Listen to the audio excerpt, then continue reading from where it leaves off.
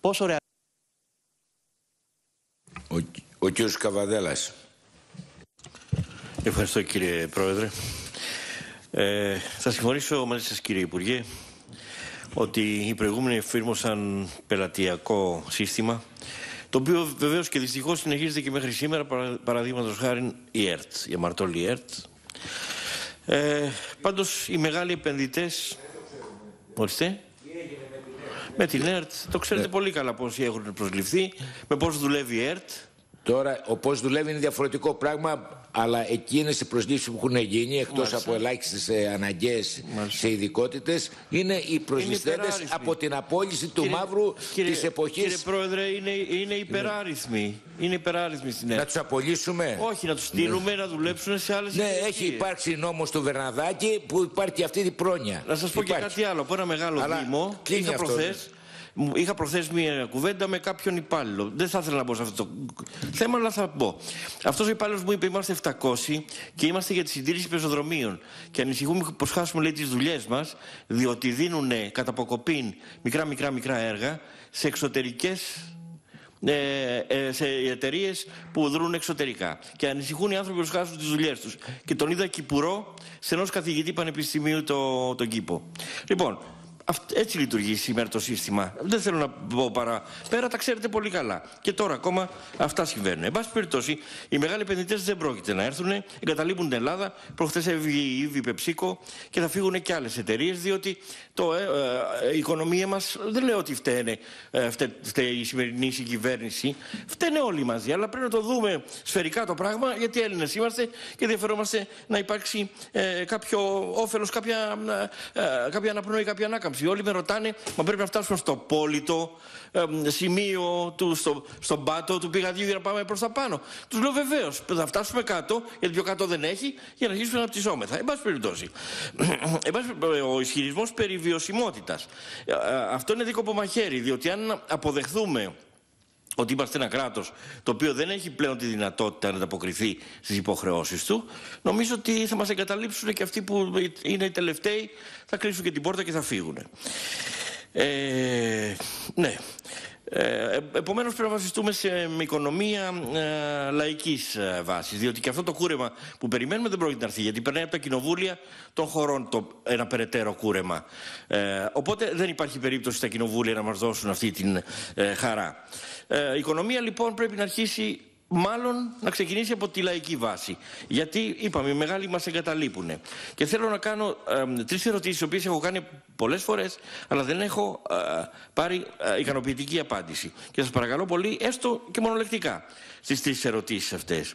Αν αυτή η δυνατότητα της ελεγκτικής αρχής να ανοίγει λογαριασμούς πολιτών και να δημιουργεί μία, ας πούμε, δυσπιστία στο τραπεζικό σύστημα, είναι υποφελία περαιτέρω, δηλαδή αν ωφελεί περισσότερο παρά βλάπτει, κατά τη γνώμη μου βλάπτει. Γιατί υπάρχει κλονισμός στην τραπεζική πίστη. Όλοι τα βάζουν στα συρτάρια, στα ντουλάπια τους και στα κρεβάτια τους. Τα τεκμήρια διαβίωσης είναι απαραίτητα, διότι το έχω πει και πάλι, ας πούμε, έπαιρνω παράδειγμα της πισίνας. Κλείσανε 150 επιχειρήσεις, οι οποίες απασχολούσαν απλούς εργάτες που καθαρίζανε, φροντίζανε τα φίλτρα των ατάλων. Ήταν μια συντήρηση. Όχι, είναι σημασία και αυτό το πράγμα. Πώς θα ανακάψει η οικονομία όταν κλείνουμε δουλειές, αντί να ανοίγουμε? Λοιπόν, και η τρίτη ερώτηση. Λοιπόν, είπαμε για τα τεκμήρια. Η πρώτη είναι ο κλονισμός τραπεζικής πίστης, τα τεκμήρια διαβίωσης, αν προσφέρουν ή αν βλάπτουν. Και η τρίτη είναι η φιλελευθεροποίηση περαιτέρω της ελληνικής οικονομίας. Θα βοηθήσει ή κάποια στιγμή, μετά την πρώτη καλή εικόνα που θα έχουμε, θα δημιουργήσει πάλι προβλήματα? Ευχαριστώ πολύ. Ευχαριστώ κύριε Καβαδέλα. Ο κύριος Μπιάλας παρακαλώ. Σύντομα κύριε, όλοι σας. Ναι, ελπίζω. Θα σύντομα θα είμαι κύριε Πρόεδρε. Και να μην θέλει κανείς να πάρει το λόγο, αναγκάζεται. Δηλαδή, γιατί αυτή είναι η επαναλαμβανόμενη διαστρέβλωση των στοιχείων. Είναι αρκετά προκλητική. Και έχω τώρα εδώ μπροστά μου ανοιχτά την εξέλιξη του χρέους. Γιατί όταν ακούγεται βαρύνθηκε σημαντικά το χρέος τα τελευταία 2 χρόνια. δεν μπορεί τα στοιχεία αυτά τα οποία επικαλούνται τόσο πολύ κάποιοι που είναι λάτρες των στοιχείων και των πινάκων να τα λένε αυτά. Διαβάζω. Δημόσιο χρέος 2008 θα ξεκινήσω. 263 δις, 2010 299,7 δις. 2009, συγγνώμη, 299,7 δις. 2010, 329,5 δις. 2011, 355,7 δις. 2012, 344,6 δις. Και πάμε ξανά στο 2013, 347,6 δις. Στο 2014, 349,3 δις. Σημερινό, με στοιχεία νομίζω του έκτου, 328 από 349,3 τέλος του 2014. Με 328 μας μπερδεύει μια αριθμητική η δικιά τους που μας αναφέρουν. Προφανώς το 328 για αυτούς είναι μεγαλύτερο. Και ποσοστό επί το ΑΕΠ, να πάω από το 8 ξανά, όπως είπαμε, αναλογία χρέος προς ΑΕΠ, 112,9%, το 2009 129,7%, το 2010 148,3%, το 2011 170,6%, το 2012 176,7%, το 2013 188,4%, το 2014 188,9%. Τα success story. Και το 2016 προσφάτως, τα στοιχεία που βγήκαν νομίζω το εξαμήνου είναι στο 175,5% αν δεν είδα λάθος τα στοιχεία. Άρα δηλαδή δεν είναι δυνατόν τα στοιχεία τα οποία βγαίνουν μέσα, αυτά είναι από την Eurostat και την Ευρωπαϊκή Επιτροπή.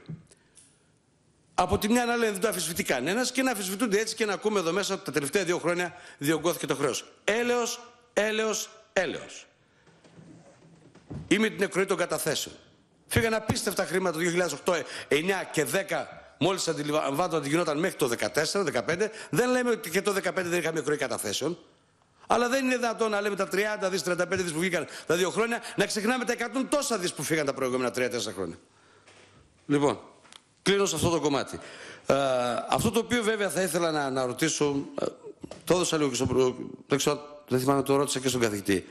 Η ποσοτική χαλάρωση μπορεί να γίνει χωρίς διευθέτηση χρέους ή θα πρέπει να έχουμε έναν οδικό άξονα, έστω βραχή, μέσο και μακροπρόθεσμα για τη διευθέτηση για να μπούμε? Είναι απαραίτητη σχέση των δύο? Το ένα δηλαδή υποχρεωτικά για να λειτουργήσει πρέπει να γίνει και το άλλο, ή μπορεί να λειτουργήσει και από μόνο του μέσα από τα στοιχεία της οικονομίας? Και το τρίτο που θέλω να κλείσω, κύριε Πρόεδρε, κύριε Καθηγητά και κύριε Υπουργέ, είναι ότι η διεύρυνση της φορολογικής βάσης μέσω της χρήσης πλαστικού χρήματος, το οποίο λέμε πάρα πολύ καιρό, επιβάλλεται άμεσα να γίνει και να γίνει καθολικά. Για να μπορέσουμε, γιατί πιστεύω, είμαι πεπισμένος γι' αυτό, ότι εφαρμόζοντάς το με ένα συγκεκριμένο πρόγραμμα, καταθέτοντάς τους θεσμούς συνολικό και καθολικά, θα μπορούμε να δεχθούν και την μείωση των φορολογικών συντελεστών πολύ πιο γρήγορα από το τέλος του 2018. Είμαι πεπισμένος σε αυτό, μέσα από την εμπειρία μου και την επαφή μου με την οικονομία στην καθημερινότητά μας όλα αυτά τα χρόνια. Ευχαριστώ τον κύριο Μπιάλα. Ο κύριος Υπουργός θα έχει το λόγο. Θέλω να ακούσετε και οι δύο, επειδή χρησιμοποιήσατε διαφάνειες, θα πάρτε τα πρακτικά, έτσι αλλιώς οι βουλευτές και οι υπουργοί τα παίρνουν από τη Βουλή και κάνουν τις απαραίτητες διορθώσεις όπου χρειάζεται. Αλλά και εσείς, κύριε Χιόνι, μίλησα τώρα, θα πάρετε τα πρακτικά και θα σας παρακαλέσω τους δύο τις διαφάνειες που δεν μπορούν να μπουν στα πρακτικά, τις αναφέρατε, να τις θέσετε για να είναι μαζί με το κείμενό σας, με τη θέση σας, με την ομιλία σας. Εντάξει. Να τα καταθέσουν, να τα καταθέσουν. Α, εντάξει. Να καταθέσουν, δεν χρειάζεται, ναι. Νομίζω είναι κατανοητό. Κύριε Υπουργέ, έχετε το λόγο. Ευχαριστώ πολύ. Εγώ σημείωσα 4 κατηγορίες μάλλον ερωτήσεων. Η πρώτη αφορά στο μείγμα της δημοσιονομικής πολιτικής που ακολουθεί η κυβέρνηση. Η δεύτερη αφορά στο πόσο ρεαλιστικές είναι οι υποθέσεις του προσχεδίου του προϋπολογισμού για το 2017 και παραπέρα. Η τρίτη αφορά, και νομίζω ότι είναι κρίσιμο να απαντηθεί, αφορά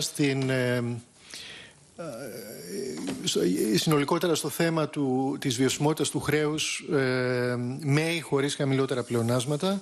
Και η τέταρτη είναι η ερώτηση που σημείωσα για την ποσοτική χαλάρωση και τη βιωσιμότητα του χρέους. Πριν ξεκινήσω τις σύντομες απαντήσεις, να δώσω κι εγώ, να προσπαθήσω να διορθώσω λίγο κάποια λάθη, κάποιες λανθασμένες αναφορές σε οικονομικά μεγέθη. Να πω πρώτα απ' όλα ότι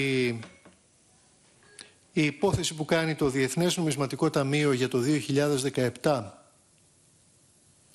δεν είναι ανεμική ανάπτυξη. Είναι ρυθμός μεγέθυνσης 2,8 σε σταθερές τιμές, σε πραγματικούς όρους, που είναι καλύτερη από την υπόθεση που κάνουμε εμείς. Οριακά καλύτερη. Εμείς κάνουμε την υπόθεση του 2,7. 2,8 μεγέθυνση δεν είναι ανεμική. Πρώτον. Δεύτερον, η αύξηση των ληξιπρόθεσμων οφειλών το τελευταίο τρίμηνο.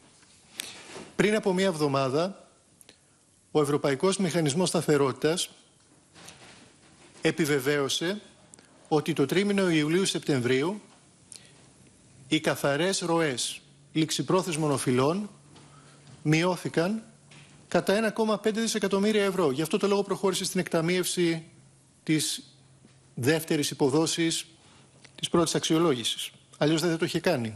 Άρα να αποκατασταθεί και εδώ η αλήθεια.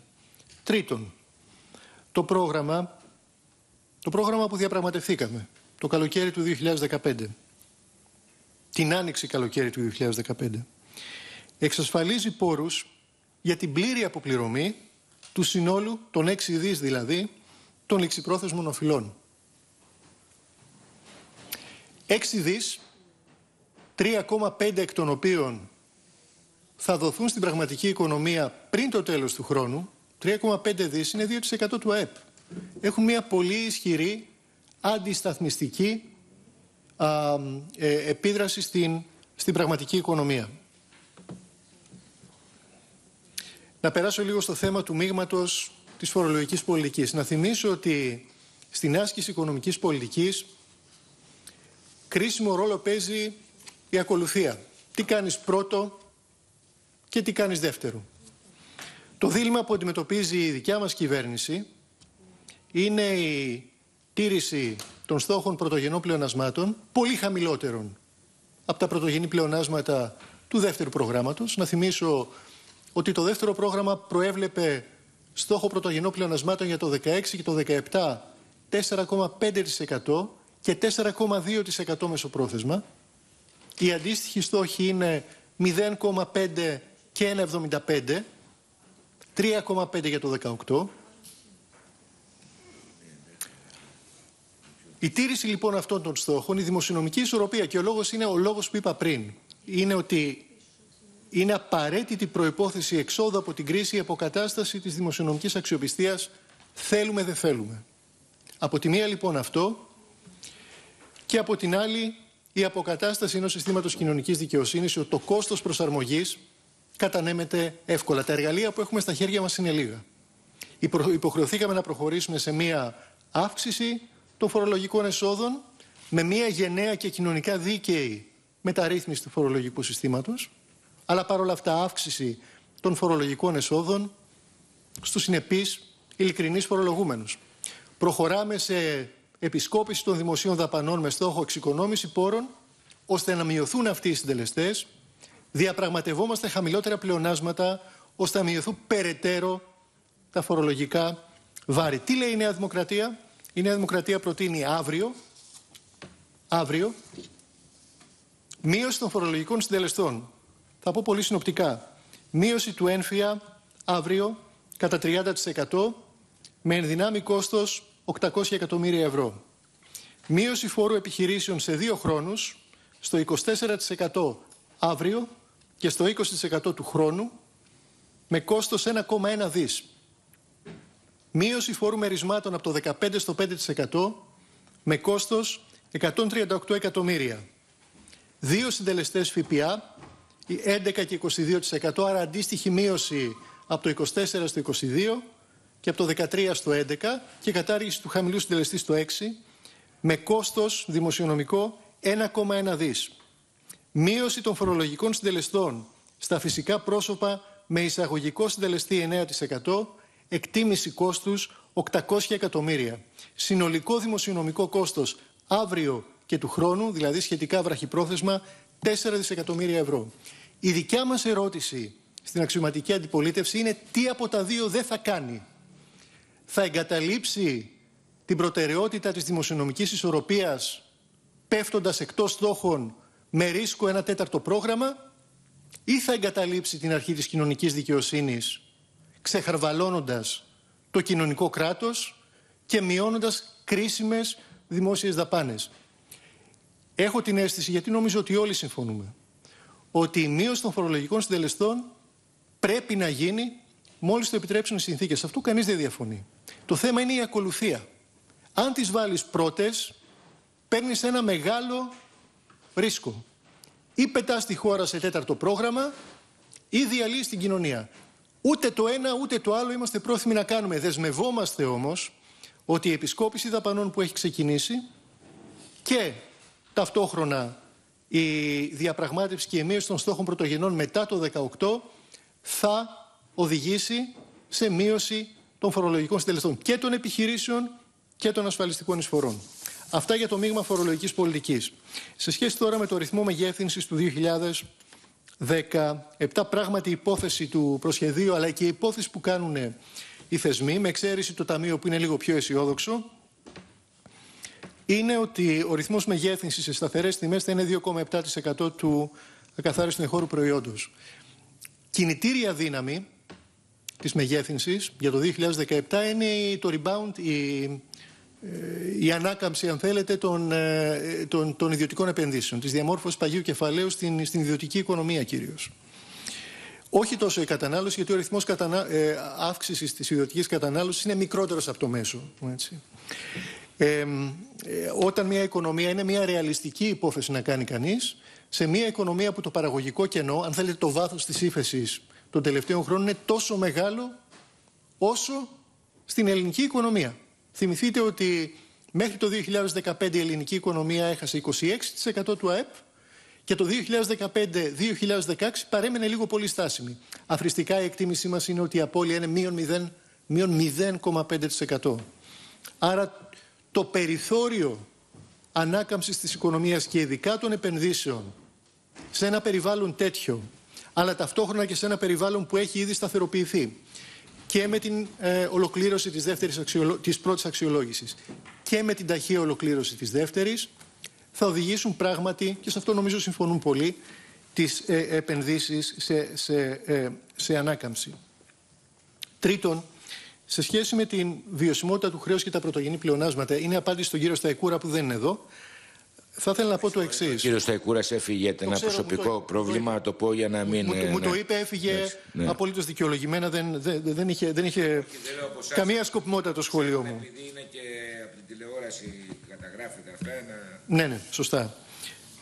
Η βιωσιμότητα του χρέους δεν κρίνεται σε χρονικό ορίζοντα 2, 3 ή 5 ετών. Πράγματι, αν δούμε το διάγραμμα που έχετε αυτή τη στιγμή στην οθόνη σας,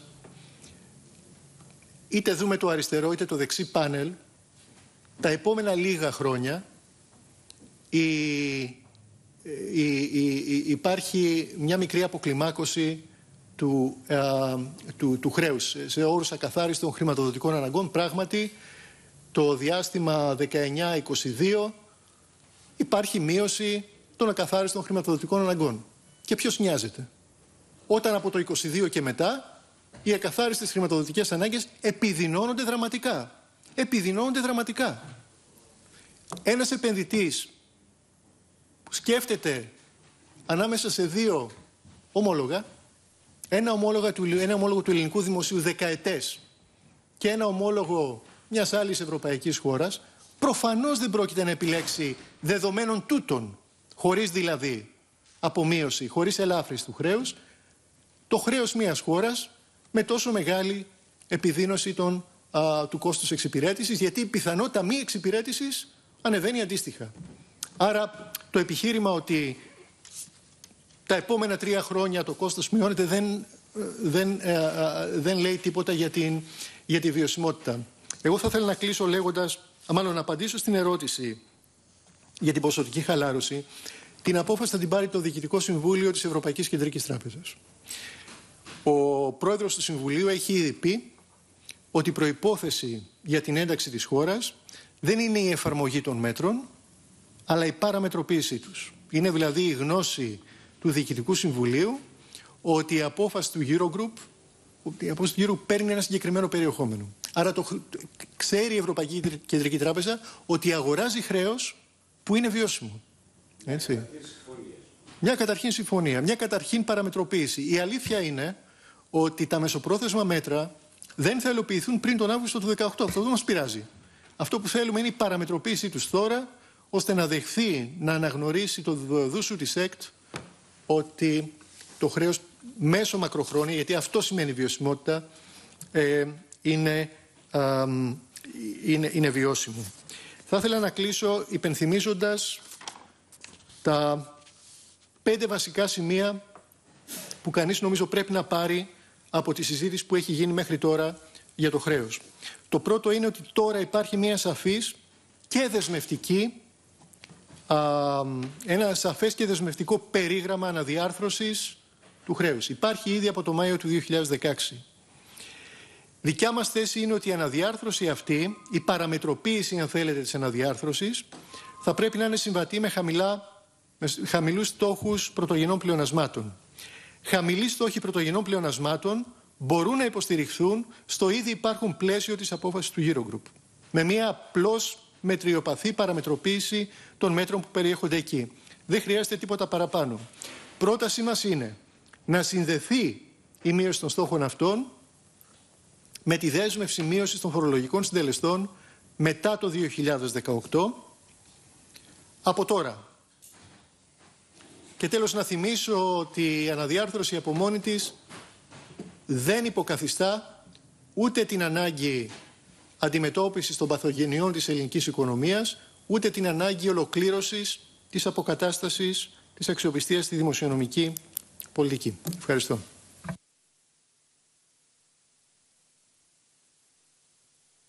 Δήμα, επειδή έχουμε κλείσει το κύκλο...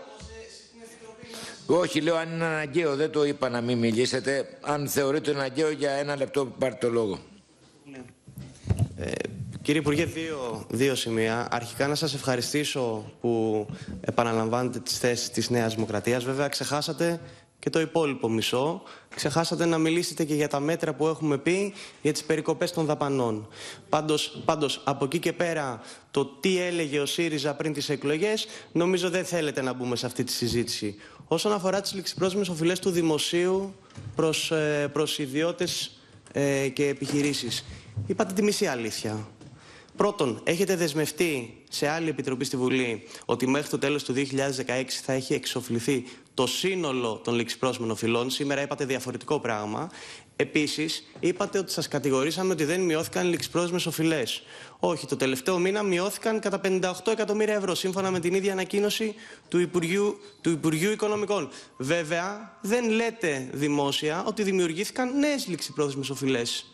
Γι' αυτό και οι ληξιπρόθεσμες οφειλές από τότε που αναλάβατε εσείς τη διακυβέρνηση της χώρας μέχρι σήμερα έχουν αυξηθεί κατά 62%.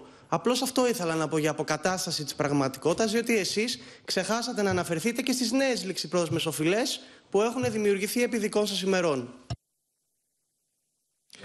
Απαντήστε κύριε Υπουργέ, τελειώνουμε. Αυτό που είπατε είναι απολύτως ακριβές. Είπα ότι από τον Ιούλιο έως το Σεπτέμβριο του 2016 οι καθαρές ληξιπρόθεσμες οφειλές μειώθηκαν κατά 1,5 δις ευρώ. Δεν θα είχε εκταμιευθεί το 1,7 δις από τον Ευρωπαϊκό Μηχανισμό Σταθερότητας αν αυτό δεν είχε γίνει. Έτσι. Δεύτερον, τον Μάρτιο, αν θυμάμαι καλά, γιατί εκεί αναφέρεστε, δεν ξέρω καν αν αναφέρεστε σε μένα, αν αναφέρεστε σε μένα, ωραία. Είπα αυτό που κανείς θα μπορούσε να εκτιμήσει με βάση την πληροφορία που είχε τη στιγμή εκείνη. Υπάρχουν τα 6 δις για την αποπληρωμή του συνόλου των ληξιπρόθεσμων οφειλών, με την έγκαιρη ολοκλήρωση της πρώτης αξιολόγησης, αν δηλαδή το Διεθνές Νομισματικό Ταμείο δεν επέμενε για προαιρετική νομοθέτηση μέτρων ύψους 2%, τότε, και αν δεν κόλλαγε η έγκαιρη ολοκλήρωση της πρώτης αξιολόγησης, θα ήμασταν πράγματι σε ένα χρονοδιάγραμμα πλήρους αποπληρωμής μέχρι το τέλος του 2016. Αντί για 6 έχουμε αποπληρώσει ήδη τα 3,5. Τα υπόλοιπα 2,5 θα αποπληρωθούν. Πιστεύω ότι θα αρχίσουν πριν το τέλος του 2016, γιατί θα ολοκληρωθεί η δεύτερη πριν το τέλος του 2016. Θα ολοκληρωθούν αμέσως μετά. Άρα μιλάμε για την καθυστέρηση. Σας παρακαλώ. Όχι. Οι καθαρές ληξιπρόθεσμες, όχι. Κύριε Υπουργέ.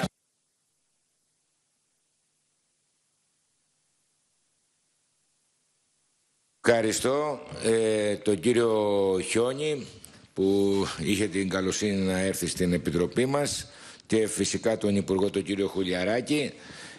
Υπενθυμίζω για τους δυο σας να συνοδεύσετε την τοποθέτησή σας με τα στοιχεία σας, και δεύτερον υπενθυμίζω σε όλους τους συναδέρφους ότι έχουμε περίπου 15 ημέρες για να πάρουμε πορίσματα από τα κόμματα.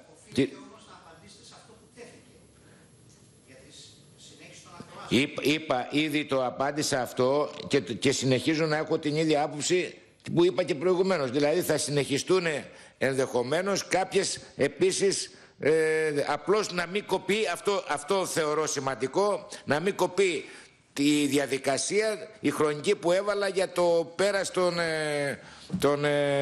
των πορισμάτων. Εντάξει, ευχαριστώ πολύ.